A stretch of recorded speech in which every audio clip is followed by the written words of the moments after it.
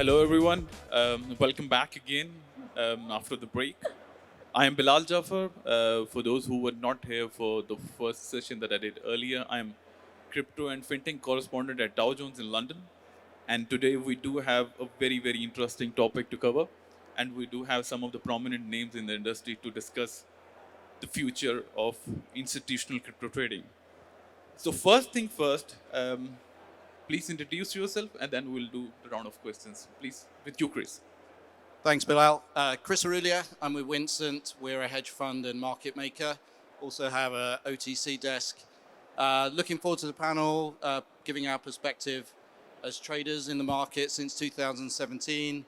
Crypto native, but a regulated fund. So really looking forward to the discussion. Sivelina? Thank you, Bilal. I'm Silvina Moschini. I'm the founder, president, and chairwoman of Unicoin. Unicoin is a SEC-regulated public reporting company that is backed by assets, and I am also the founder of Unicorn Hunters, a reality-like TV that scouts companies with unicorn potential and allow people from the audience to invest in them. Thank you very much. My name is Christopher Siedentopf. I run the institutional sales efforts at Uphold. We're not an exchange, we're a liquidity aggregator, and I guess liquidity is going to be one of the key focus points for today's discussion. In my previous life, I spent 20 years trading equities, so the infrastructure that we're hopefully building here in crypto is very familiar to me. Good afternoon, everybody. My name is Simon Forster. I am one of the co-heads of the digital assets business at TP ICAP. TP ICAP are the world's largest interdealer broker. So we're middlemen intermediating the world's financial, energy, and commodities markets. The digital assets business within the firm began back in 2017 based on two key theses. One, crypto would become an institutionally investable asset class. And if that was to be the case, our clients, who are banks, hedge funds, asset managers, and pension funds, would look to TP ICAP to service them. And the second area is around the technology that underpins the asset class. We expected to see significant disruption to financial market infrastructure for traditional asset classes through tokenization, and that's something that we have a keen focus on as well. So just to start with, first thing first, which I believe is really, really important to understand, how would you define an institution? Because I do believe that the definition of an institution has changed quite a lot in the last few years. So how would you define an institution first? I suppose that's a good place to start. For me, for the purpose of the conversation, I think there's a spectrum. So that spectrum at one end is financial institutions that are regulated. Perhaps they're in the, let's say, traditional asset classes. Going down the spectrum or through the spectrum, corporations. So prior to Vincent, I worked at an exchange during the bull run. There were a large number of corporations. The most famous of it was Tesla, with Elon buying Bitcoin and holding on the balance sheet. So I think they would count in that definition as well. And then you've got crypto native institutions that have been in this space for a while. So for me, that would be the spectrum. Silvina, your thoughts, please? Well, I have to agree. He covered it all as the opposite of retail. And as less educated, with less access to resources, institutions have more access and are considered in general to be much more educated investors. Christopher? Yeah, I agree with everything that's been named so far, but to Savannah's point, everything except retail, we regard as an institution. I'd like to throw family offices into the mix and venture capital firms that look to trade and invest in this space. I'll be a little controversial here and say we have a slightly tighter definition. I think 2022 is a bit of a watershed moment for the crypto industry. What we deemed and considered an institution prior to that was, I think, quite vague and quite broad and didn't really capture what truly institutional clients are and their needs. Institutions in our world are banks, hedge funds, asset managers, pension funds. And I think that definition is now being more, it's better understood than it was previously. And Simon, starting with you about how institutional crypto trading has changed in the last few years? Yeah, it's I guess a very topical question. I think crypto was and still is to a large extent a retail-driven market. So a lot of the exchanges and platforms and providers in the space were developed to service retail participants. Obviously, then we started to see some high net worth individuals, some family offices moving in, and people started to talk about the institutionalization of crypto. But unfortunately, what we saw in 2022 is these vertically integrated exchanges that offer multiple services, i.e., trading, clearing, settlement, custody, maybe some type of principal investment, principal trading, are really not fit for purpose, especially for the institutional marketplace. So, what we are starting to see develop is people entering the space that are more acutely aware of the importance of regulation. You're starting to see brands move into the space that are more traditional in nature, that have maybe a track record in servicing the wholesale marketplace. And you're also seeing operating models where people specialize in certain areas. And the most obvious one that we are seeing is a segregation of execution from custody. Our view has always been that that is principal to any institutional client entering the space. And it's nice to see exchanges unbundling. I guess the question is, how successful will they be, and how easy is it to take a retail platform and retrofit that to an institutional client? Christopher, your thoughts on it? Yeah, I think Simon made a very key point there, and that's liquidity. If we look at Bitcoin and ETH, by far the most two liquid tokens, if we want institutional investors to come into this space, and it's a bit of a chicken and egg situation where we want them to come in, but they need liquidity, but they will bring the liquidity. So we're focusing on altcoins. We're not an exchange, we're not a custodian. And again, to Simon's point, we focus on a core service, and that is bundling liquidity across centralized and decentralized venues. And we see that as an extremely beneficial service to trading altcoins. Because if you think about the trading sizes that institutions want to trade in, and probably just as importantly, out of positions, liquidity in altcoins is drying up very quickly when you move down the ladder. Vina? Well, we came from crypto where it started as a solution for a niche who was seeking anonymity, founded by an anonymous people, into the Wild West, and we went through several downs to come to realization that we need to put the larger pants and grow up as an industry. And we saw that not only with the evolution in regulation and the need for regulation, but also in the crypto space, as in our case, the opportunity to build more complex financial instruments that leverage from the best of the financial world, but also the best from blockchain technology. So I think that this is going to bring many opportunities. The ETF is going to bring institutional money into crypto that will bring the legitimacy that many of the people out there didn't see, and the stability that will address the volatility of the traditional cryptocurrencies.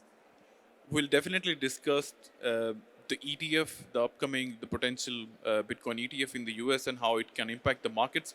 But moving on, Chris, how different is institutional crypto trading infrastructure compared to the retail one?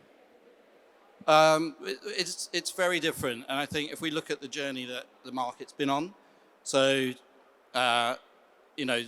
to what we've already talked about, we've got crypto that's grown up as primarily started as retail trading, and you have the exchanges that are designed to serve that market.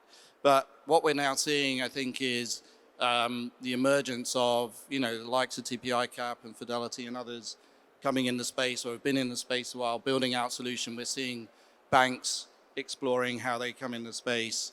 Certainly banking as a part of the whole infrastructure is still something to be solved, and something that I certainly hope tier one banks are looking at how they come in. I think the other side is prime brokers. You've got the prime broker model that exists in the traditional space, Not so fully built out to date in the crypto space, but coming that way as well. And then there's a whole settlement and Simon's point about, you know, segregation of assets. And, you know, we've all been through the storm. You know, concentration risk and counterparty risk were things that we didn't, let's say, coming from a crypto native side, didn't necessarily think about before. But now it's top of everyone's agenda. Who am I trading with? How are my assets being stored? How are my assets being moved? You know, what are the sort of protections around that? So, you know, all of those types of things are coming in on the institutional side versus, let's say, the retail side. Christopher, I would like to ask you what sort of advantages you get when you come into the crypto institutional side market having that traditional financial background. What sort of what? Sorry, Paul.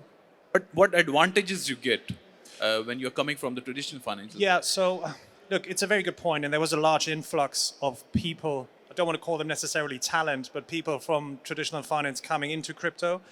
And there is a certain level of credibility in order to then speak to institutions and convince them or bring them across the line. And by that, I mean, we've talked about segregation of assets, we talked about liquidity. We need to be able to assess the impact that an institutional trade will have on the price. It's called, you know, pre-trade analysis, post-trade analysis, trading cost analysis, and those kind of tools and data, and we're going to touch on reporting later. We basically need to make it feel just like trading equities or bonds. And by that, I don't just mean the user interface, I mean the reporting obligations, I mean the analysis of the actual trading. And coming across from equities, it definitely makes it easier to have these conversations with the institutions that are looking to enter the space. Simon? I think if we compare what the landscape looked like pre-2022 and what it looks like today, I think you can already see how things are changing.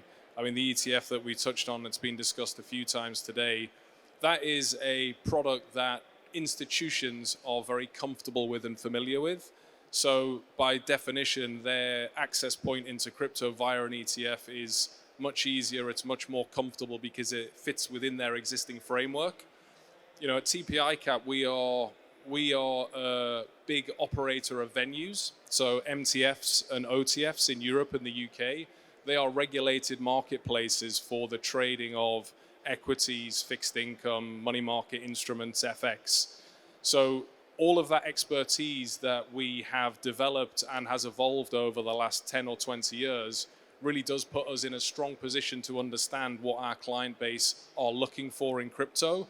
But to date, some of the basic building blocks haven't been in place.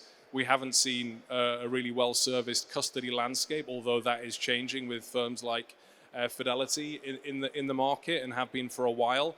So I think over time, you're going to start to see these brands come in. You're going to start to see regulation potentially become more harmonized across the globe. And as that happens, you'll start to see an ecosystem that looks more familiar to firms in the traditional space and maybe less kind of crypto specific. Silvina, your thoughts? You mentioned before if there were difference between retail and institutional, and I think that they are different, but more and more through technology, they are getting equal, because one of the big differentiators in the past is that retail investors didn't have access to tools for making educated decisions, and today information is quite pervasive. So what brings the background into the crypto world as an advantage, having a financial background? In my case, my partner is a former banker. So when we approached the creation of a crypto, we went the regulatory way, thinking as bankers. So we created a coin that was planned to be backed by assets that were purchased by using the coin. So, and created through that assets supporting the coin, thinking as a financier on different instruments like high yield notes, buy now, pay later, collaterals, and the traditional instruments that are done by bankers. But we sold to consumers, we sold to retail. So we saw that there was an opportunity to build, using crypto, something similar to will democratize the access to investment opportunities for the masses, giving the people the same access that institutional investors will have. And through that, bridging this gap. So for me, the contribution of having a financial background into the crypto world is to basically connect the dots, making it for the retail investors, giving the power to the retail investors to basically transact almost at the same level and with the same capabilities that institutional investors are doing. It's something similar to what we are seeing now with the ETF, if you create the assets that are backing what you see in the market. Chris?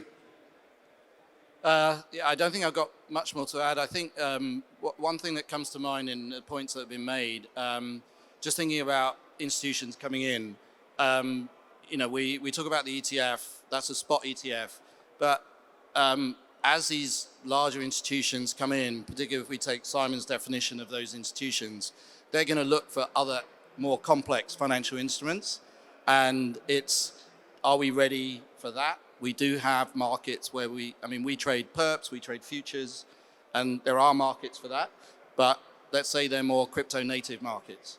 So obviously we've got CME and others, but and more are coming in terms of regulated futures exchanges. But these types of institutions will expect to be able to trade those types of instruments, futures and options, particularly hedge funds. And so, we'd expect to see the development of those, and we'd want to see the development of those as well. So in the last few years, especially during the last bull run, what we saw an influx of people from traditional financial backgrounds, from banks, from asset management, from hedge fund firms coming into the crypto side. As of now, where do you see opportunities for crypto talent when we talk about the institutional side of crypto business? You can start, Chris. Yeah, I think that's an interesting question.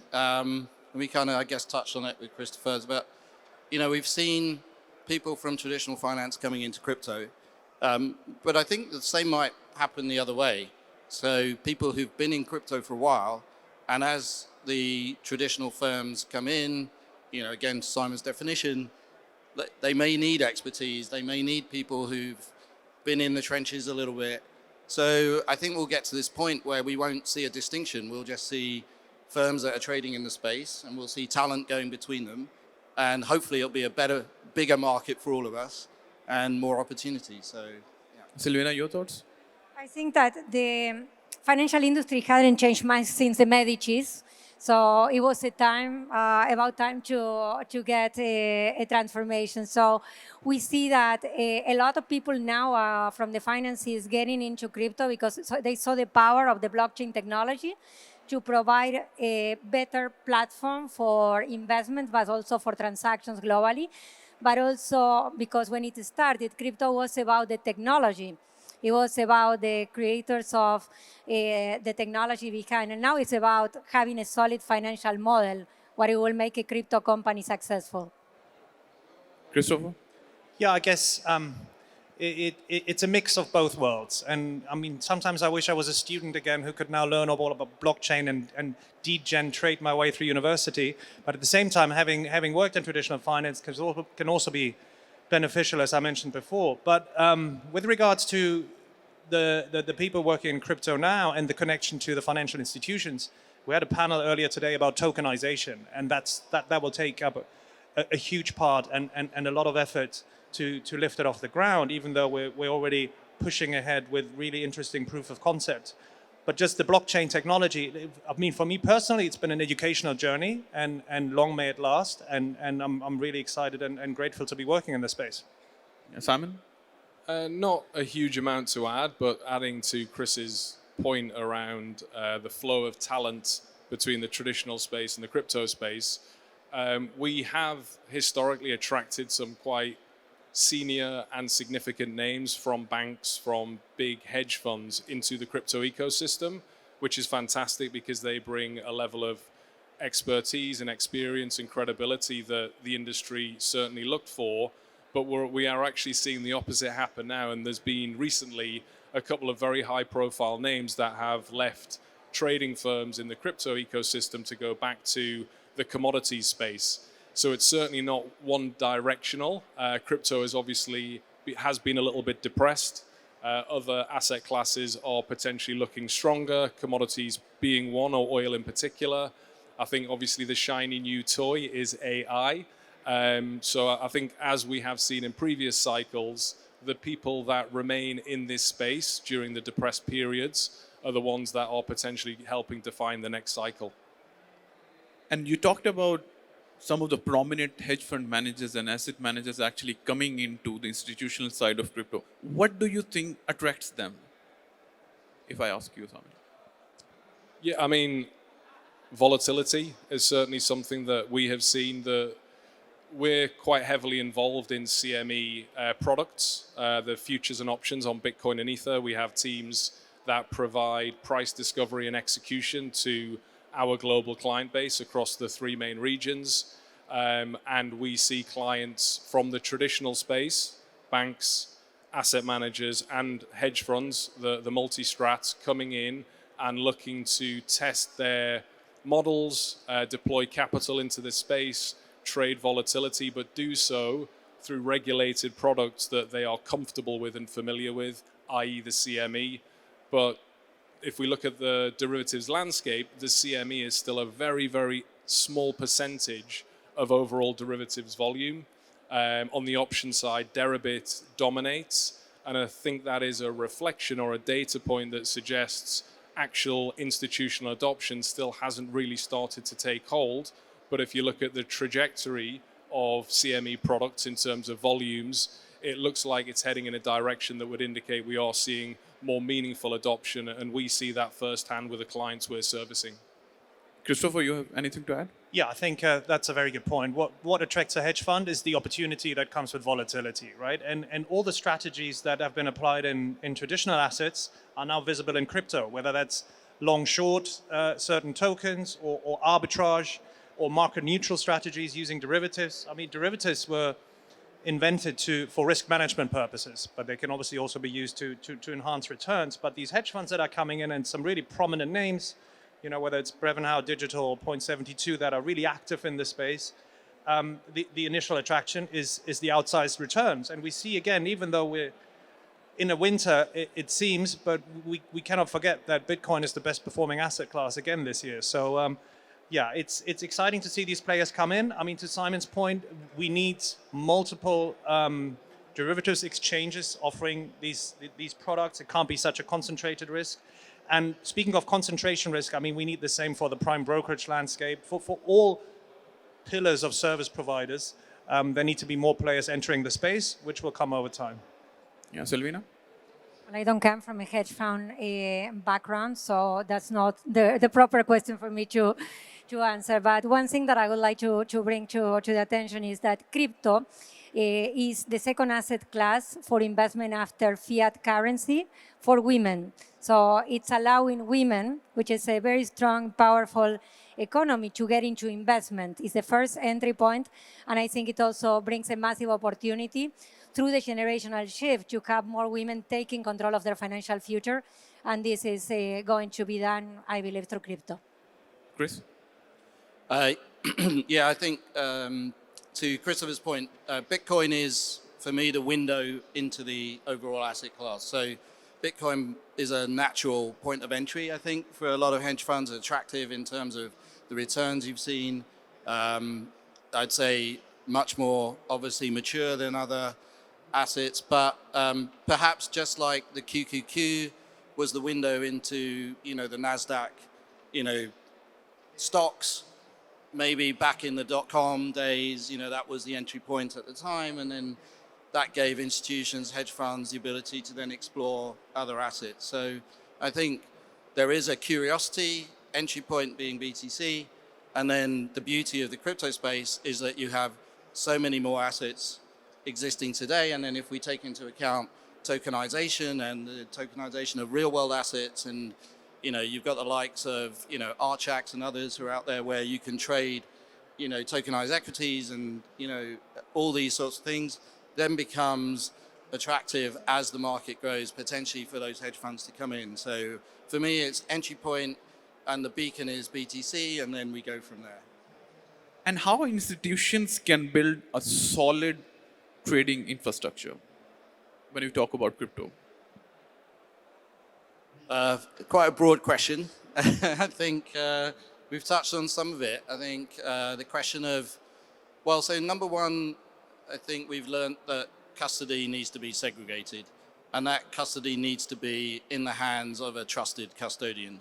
And, you know, it's great to see the likes of Fidelity in the space. It's great to see, you know, others coming in. So that's number one. Settlements, another one. How am I going to settle? Who am I going to settle with? What are your settlement times? And then sort of behind that, I've touched on already, what's the banking infrastructure in that? I think, you know, from a trading perspective, if we look at the exchanges that are there today, you know, the ones that we're all familiar with, are they the ones that institutions are going to trade on? Possibly not. It's all, you know, for some time now, we've been looking at, you know, other exchanges like London Stock Exchange and NASDAQ. Will they be listing assets, crypto assets? Deutsche Börse has been in the market for some time. So, you know, I think these are the sort of infrastructure pieces that institutions are going to look for. Silvina? I will take a different road. I'll say two things. One is working with regulators to educate them, because many times regulators have no clue what they're regulating about. So I think that institutions play a very important role at getting close to the public sector to truly help them to understand how the industry is going to be beneficial for the population as a whole. And the other thing is to work with entrepreneurs to support them, to make sure that they are backing them, accelerating them, so they build the right companies and that they comply with the right protocols, and that they coach them into their development of the solutions that the more institutional, more conservative need, but they cannot build internally. So they can bring more efficiently the disruption inside their organizations and help the entrepreneurs on the other side build. Yeah. Simon, you wanted to add? Yeah, just I think Chris touched on a really poignant point, which is the trading of these assets in terms of whether that's an exchange, whether it's a central limit order book or an RFQ or a dark pool matching mechanism. That is very, very mature, well-established technology. The electronification of markets has unfolded over the last 30 years.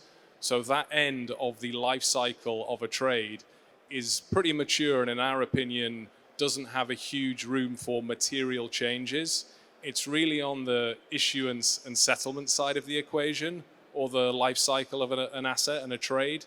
And that's where we think all of the value is to be unlocked. And that's where a lot of the complexity lies. But it isn't very sexy. It isn't a huge amount of fun. You need the regulation, to Silvina's point, which is key. But really, the work is required to create robust and scalable settlement of crypto, as opposed to a new exchange or a new order book, because that is totally and utterly commoditized as a product. And that's where I think we need to see more work and time, because that's what's going to enable institutions to more meaningfully engage with this asset class. Christopher? Yeah, I think my three colleagues have mentioned a long list of things. Maybe what I'd like to add is the need for transparency and reference pricing. Like we don't really know when derivatives contracts settle. You know what in traditional finances, you've got the various different reference prices. I think the jury is still out there, what those are in crypto. Best execution, how you measure that. I've touched on that a little bit. I think reporting is key. Institutions that are entering the space, they've got a fiduciary responsibility to their end clients to get the best possible price in the market. So that needs to be properly reported. And then to the point of, yeah, just coming back to liquidity, really. That's just one element that needs to grow over time. And next question is, how regulations will impact institutional crypto trading? Because institutions always keep an eye on how regulators are responding around the world. Now we have some sort of clarity in EU. UK is making progress. Some of the emerging markets like Middle East and a couple of other emerging markets are drafting like strong regulations. Where do you see, regulators coming up in the next few years, and how it will impact institutional crypto trading going forward? Yeah, I think regulation's crucial. We always talk about it. It's the topic that, you know, I guess the crypto community is divided on, but from an institutional perspective, it's absolutely necessary. Institutions need clarity, and they need, if we take that spectrum again, when we go along that spectrum, at one end they need absolute clarity. As we go through that spectrum of institutions that I mentioned before, it's perhaps less so in terms of clarity. But if we're expecting this institutional wave to come in, then that wave can't really participate unless they've got clear guidance on how they can operate within this market. And that can only come from the regulators. As you say, Bilal, we see that happening in Europe. I think the one place we need to see it happening is in the US.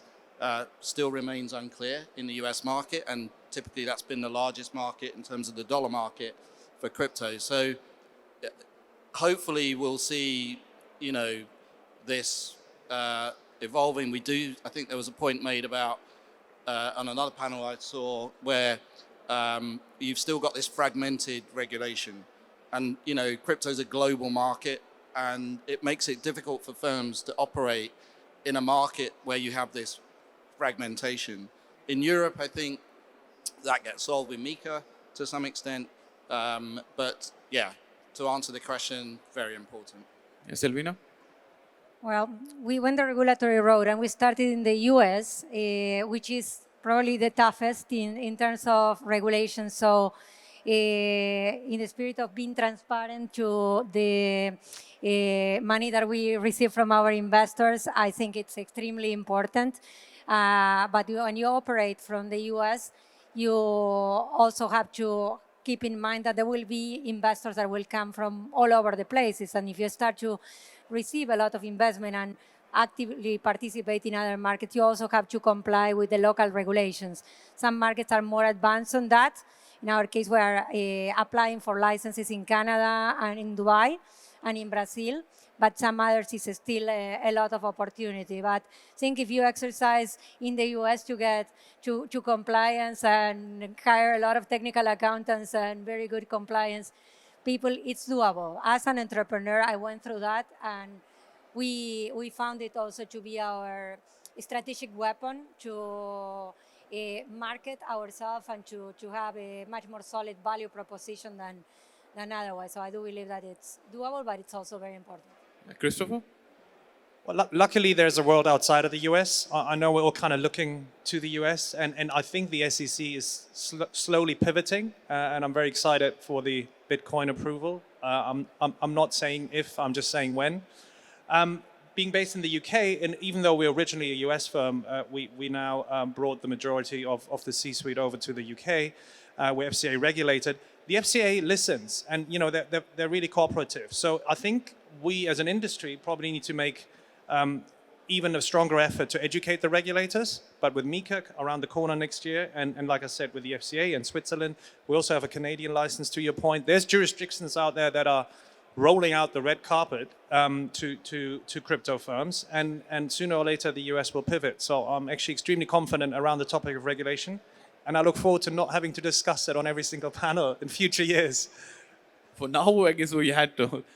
Simon, please. Agree with everything the rest of the panel have said. Regulation is paramount to any institution. I think what is interesting is the spectrum of regulators that exist. We're a FCA registered exchange in the UK. The UK are a traditional financial services jurisdiction, and the regulator has been operating there for many, many, many, many decades. And I think that gives investors a level of trust and a level of confidence for any provider that operates within the purview and under the regulatory framework of the FCA. What we saw unfold last year in terms of some of the events, there are regulators that are looking to attract crypto firms, and they see that as a huge opportunity, and it absolutely is. I think the question that institutional investors have to ask themselves is, in the event something happens, how confident am I that the regulator that is overseeing the platform I'm engaging with is in a position to understand the risks and to monitor them and track them effectively? And I think there is absolutely a spectrum there. And I think for traditional investors, they generally are still looking to more traditional jurisdictions where there is precedent, where there is a track record of enforcing regulation and doing so effectively. I know we don't have any crystal ball to predict the future, but with a potential Bitcoin ETF approval in the US, as well as hedge funds and all the prominent names coming in the crypto side, where do you see the future of institutional crypto trading going forward? Starting with you, Chris. So I feel like I've got a bit of PTSD here because the last bull run, I was on an exchange and we were having the same conversations about the institutions are coming. We couldn't onboard quick enough the number of institutions that were coming our way. We did the first direct deal with it was a billion yen deal with a Japanese corporation, wanted to hold BTC on their balance sheet. When I look at the ETF and I think about liquidity, to Christopher's point, where is that liquidity today? You know, the crypto market, you know, in terms of size compared to the equities market, you know, yards apart. And, you know, if these ETFs come in and then we've got this demand from hedge funds, there's going to be a need to source that liquidity from strong liquidity venues. And those institutions are also then going to have to hold those assets in with strong custodians. So, you know, I think very bullish, like Christopher, about the ETFs. I think we've got a job on our hands as and when they do come. Silvina? Well, I'm backing in my colleagues here to make things happen, but when I look at crypto, I see Bitcoin have died 500 times and always survived and came back stronger. So if things continue to be in the direction that is going, we believe that it will reach $30 trillion. And we believe that this will happen because we saw first generation of the .com companies back in 2000. I was the opportunity to be part of the leadership team of an online bank that was sold to Banco Santander in $785 million a few weeks before the market collapsed. And we saw Altavista turn into Google. We saw MySpace turn into Facebook Meta. So we do believe that the next generation of crypto companies is coming as well, and that they are going to be significantly bigger than what we used to. And this is going to be much more regulated also for the crypto, because now we are considering the Bitcoins or the non-regulated crypto into the ETF. I see there will be like a lot more variety and different products that are going to be created around this space, and this is going to make this, if everything goes well, exponential. Christopher? Yeah, I think we got a great taste of what's to come last Monday, was it, with the fake news from the Cointelegraph around the approval of the Bitcoin ETP and market just ramping up in quick succession. It kind of shows also the lack of liquidity, and I know I've used that word a lot. So generally, the adoption of ETPs got me very excited, and there's a bright future ahead. Simon? I think when you have the CEO of the world's largest asset manager talking favorably around crypto and probably more specifically about Bitcoin without being able to name it, given their ETF filing, that is a data point that suggests on the institutional side of the market, there's a lot to be positive about, and we feel very optimistic. I think that has to be tempered with pragmatism. Building infrastructure in this space takes time if you're doing it in the right way. So I think it's hugely optimistic in terms of the next chapter, but it'll still take some time, and maybe we don't see quite the extreme cycles that we have to date. Thank you very much for all your insights and your views. And thank you very much, everyone. Thank you.